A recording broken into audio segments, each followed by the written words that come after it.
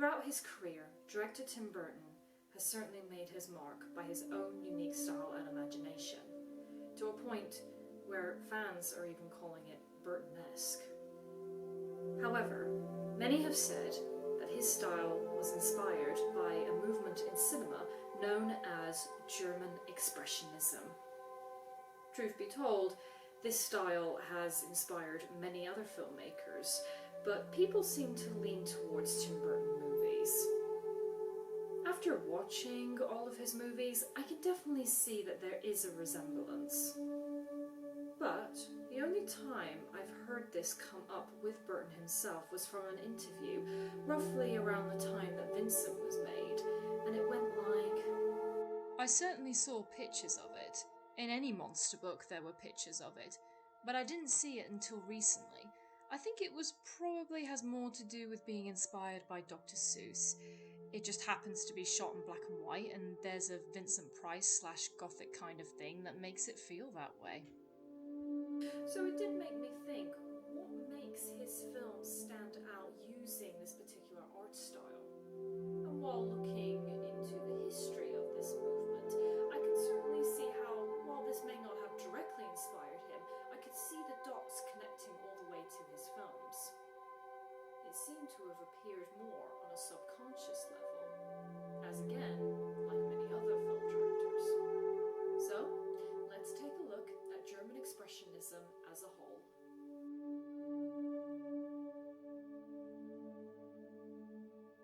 Please note that I am not an expert on art styles and art history as a whole, so just bear with me as I try to explain this in basic terms. The best way for me to explain this is by using a scale, and it goes something like this. First, we have realism, which is exactly what it sounds like, capturing people and the environment in the most naturalistic way possible.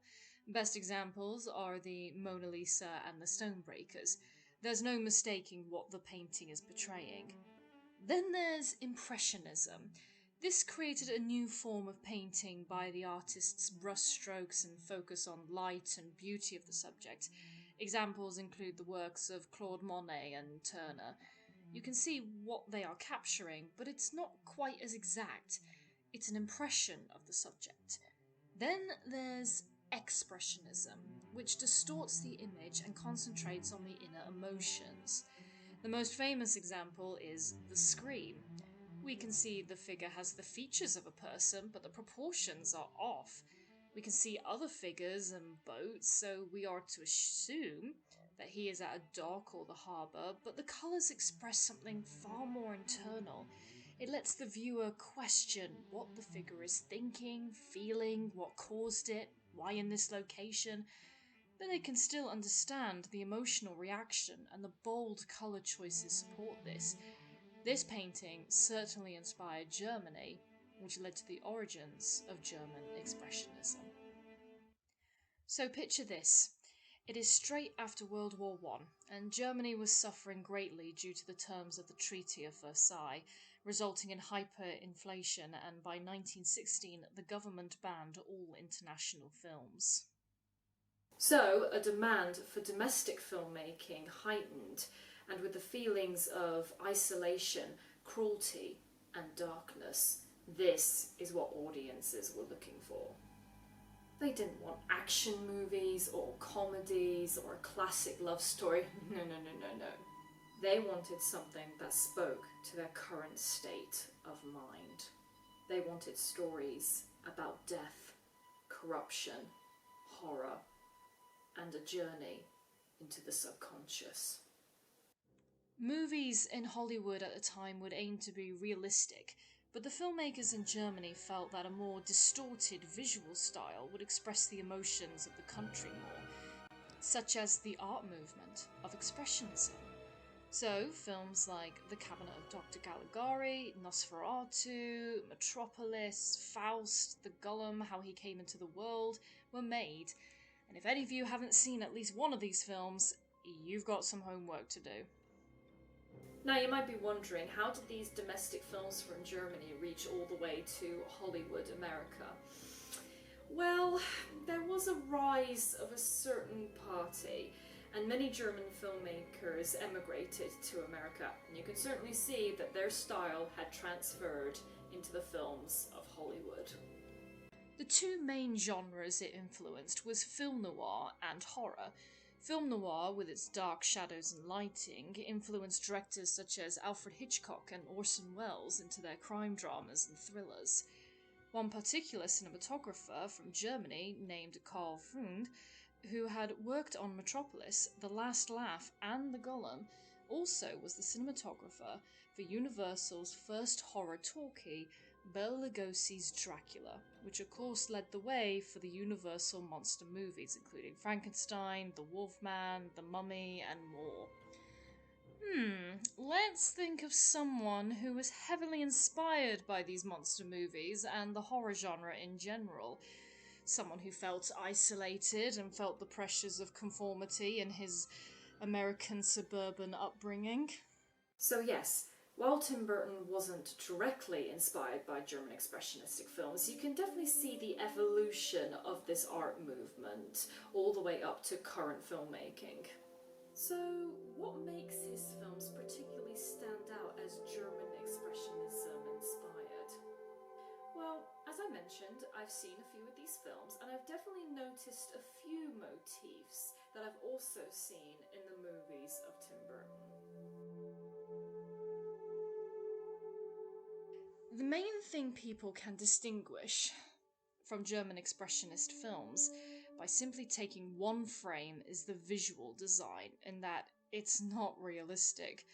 Most of the sets are of buildings and designs that are not accurate to real-life architecture. The buildings slant with angular walls and rooftops that bend within the shadows of the lighting. It makes the films look like a dream world, but still familiar, almost a world between reality and fantasy. By saying this and showing these images, you can see how the designs from Burton's films resemble this. Take, for example, one of his earliest shorts, Vincent. Every time we see into Vincent's imagination, everything becomes distorted, and not just from the set design, but also from the angles of the camera. Same can be said for Halloween Town in The Nightmare Before Christmas. In fact, when creating the design for Nightmare, one of the main rules Burton said was no right angles. And this can be the same for Corpse Bride's Land of the Dead, especially as it shows a flip side to the standard Land of the Living. This doesn't just apply to his stop-motion films, but to his live actions as well. Look no further than Beetlejuice. The Netherworld has these angular walls and bending floors with lopsided lights and doors, creating a labyrinth for the Maitlands trying to figure out the rules of the recently deceased. The alienating feel can also be seen by Edward Scissorhands' mansion on the hill overlooking the quaint suburban neighbourhood. If we look at the winding staircase with its curlicue banisters and windows that don't look quite symmetrical. But distorted buildings isn't the only type of architecture we can find in German Expressionism. If we look at films like Metropolis, there is this striking imagery of gigantic buildings that can have a looming effect on the characters below. Case in point, Batman and Batman Returns. The idea behind Gotham City is, what if the gates of hell were slowly unleashing onto New York City? Just one look and you can already tell this city is in need of a hero, but an unconventional hero who lurks in the shadows. Even its villains within their different versions of an almost underworld. The Penguin lurking within the sewers, and Selina Kyle's apartment that looks like it's suppressing every time she comes home. Even something as simple as this one shot from Charlie and the Chocolate Factory. The bucket house looking like it could just collapse from a gust of wind, with the road passing through these identical terraced houses and the gigantic factory at the top of the hill. That already tells everything you need to know about the world we're in. Now, of course, it's not just the sets themselves, but how you capture them on film, which leads to the next motif.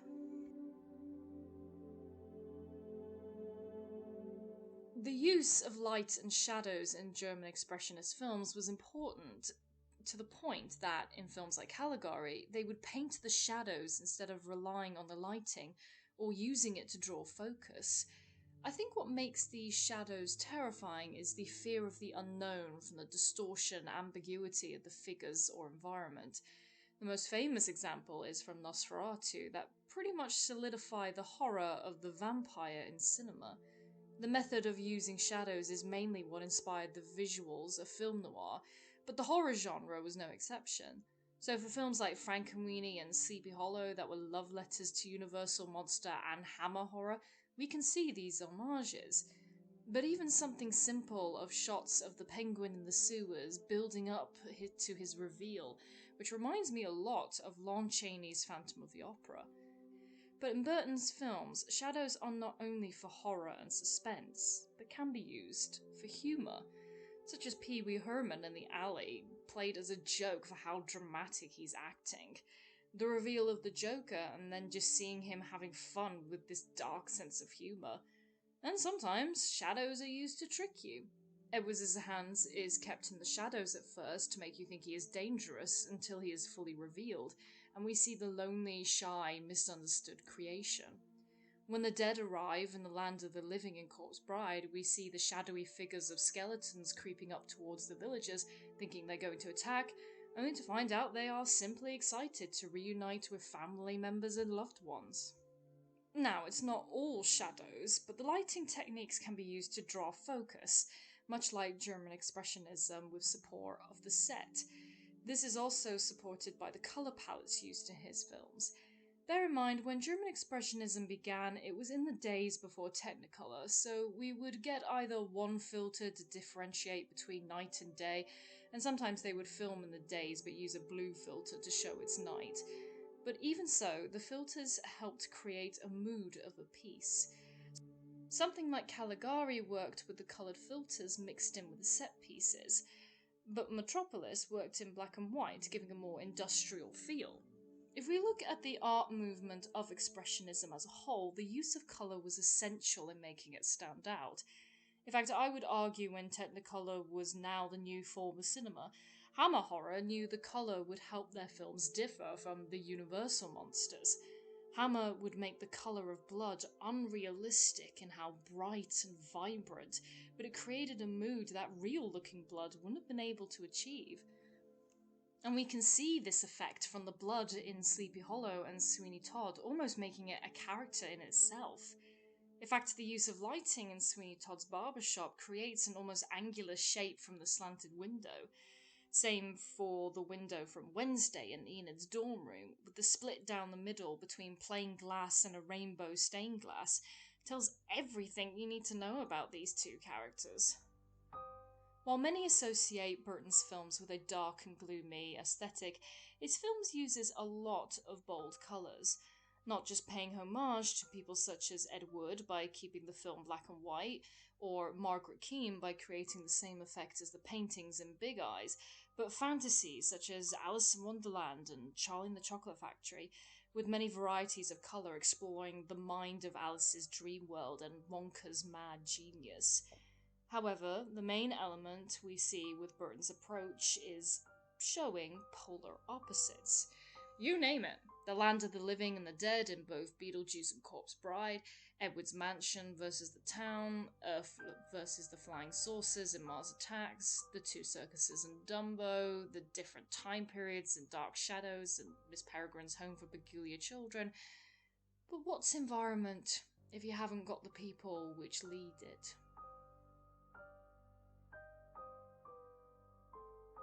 When we look at characters from German Expressionism, we can see that they blend perfectly in these distorted and exaggerated worlds, by their acting and how they look. A lot of these films have very theatrical makeup designs, which could easily have inspired the many great designs for Universal monsters. By hearing this, you can probably think of how certain characters fit into their worlds, such as the designs of the puppets in his stop-motion films, with their big eyes and small pupils and slim features. Think of the scene where Victor is running away from Emily in Corpse Bride in the forest. They both seem to match the figures of the trees. Or how about how Jack Skellington moves around the graveyard during his lament, almost spider-like how he jumps across tombstones and extends his fingers. But again, this can be said for his live-action films. I tend to think of Sweeney Todd and Mrs. Lovett fitting into the look and feel of the dark, bleak streets of London. In fact, Burton stated that he wanted them to have the look of wax figures, almost like you can easily picture them in the London dungeon, which, funnily enough, has a section dedicated to the demon barber of Fleet Street. But I believe the biggest inspiration was for Barnabas Collins from Dark Shadows. The chalky white face with extreme sunken eyes and, of course, long fingernails resembles Max Schreck's look in Nosferatu. In fact, there's even a direct reference as Barnabas comes out of his coffin the same way. The same could be said of the Joker, whose permanent smile was inspired by the Man Who Laughs, who was played by Conrad Veidt, who has also played Caesar in Dr. Caligari. Jack Nicholson once commented on how when you have this type of makeup, it's like wearing a mask, and something just comes out of you as an actor. I think Johnny Depp would definitely agree due to how much he likes to hide himself and why each of his performances are so different from each other. And this goes to the other actors as well, such as Michael Keaton, Danny DeVito, Helena Bonham Carter, Eva Green, and well, anyone who played an ape in Planet of the Apes. A lot of the time, the makeup designs were also to exaggerate the characteristics. So when a character would enter the scene, you would already have an idea what they are like. Again, Sweeney Todd's look gives the feeling that this man is already dead. Beetlejuice has that grotesque and pure madness look. The Mad Hatter's multi-coloured eyeshadow, almost a clown effect, but also shows how both Depp and Burton saw the character as a human mood ring, showing the multiple personalities he has. With all these visuals, both in character and environment, this leads to what I think is the most important element.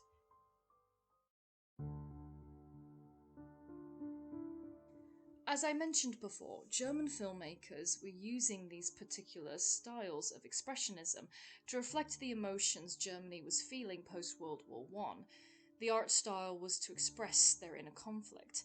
So in these movies, whether it's spirituality in Faust with the devil betting on a good man's soul, the fear of capitalism in Metropolis, a reflection on the current authority the country had in the Golem, and sometimes even in the mind of a madman in Dr. Caligari. The reason I believe this is the most important element is because the idea of displaying emotion is what led to the evolution of the style.